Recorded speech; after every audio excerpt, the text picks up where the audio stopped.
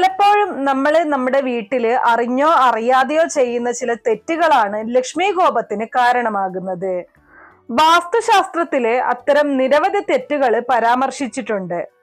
വാസ്തുശാസ്ത്രം അനുസരിച്ച് ഉറങ്ങുന്ന സമയത്ത് ചില വസ്തുക്കൾ കട്ടിലിനടിയില് അല്ലെങ്കിൽ നമ്മുടെ ബെഡിനടിയിലായിട്ട് ഒരു കാരണവശാലും വയ്ക്കാൻ പാടുള്ളതല്ല. അതിൽ ഏറ്റവും പ്രധാനപ്പെട്ട ഒന്നാണ് പണം. പണം നമ്മുടെ ബെഡിനടിയിലായിട്ടോ അല്ലെങ്കിൽ പില്ലോയ്ക്ക് അടിയിലായിട്ടോ ഒക്കെ വയ്ക്കുന്നത് ലക്ഷ്മി ദേവിയുടെ കോപത്തിന് ഇടയാക്കും. ചില വീട്ടമ്മമാരൊക്കെ പണം സൂക്ഷിക്കാനായിട്ടുള്ള സ്ഥലമായിട്ട് കണക്കാക്കുന്നത് ബെഡിന്റെ അടിയിലായിരിക്കും അല്ലെ. പലരും അങ്ങനെ ചെയ്യുന്നതായിട്ട് കണ്ടിട്ടുണ്ട്. എന്നാൽ ഒരു കാരണവശാലും പണമോ സ്വർണമോ അതുപോലെ തന്നെ വെള്ളി ആഭരണങ്ങളോ നമ്മുടെ ബെഡിന്റെ അടിയിലായിട്ട് വയ്ക്കാൻ പാടില്ല.